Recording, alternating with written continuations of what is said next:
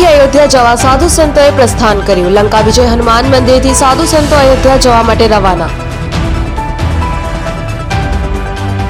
શાળાના વિદ્યાર્થીઓએ જય શ્રી રામના નારા લગાવીને સાધુ સંતોને પ્રસ્થાન કરાવ્યું। 22 તારીખે અયોધ્યામાં ભવ્ય ઉત્સવ મનાવવામાં આવશે।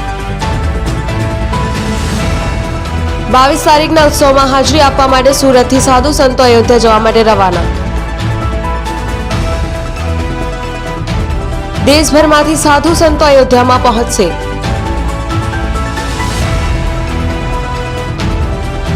અને 22 તારીખના રામજીની પ્રાણ પ્રતિષ્ઠા મહોત્સવમાં ભાગ લેશે।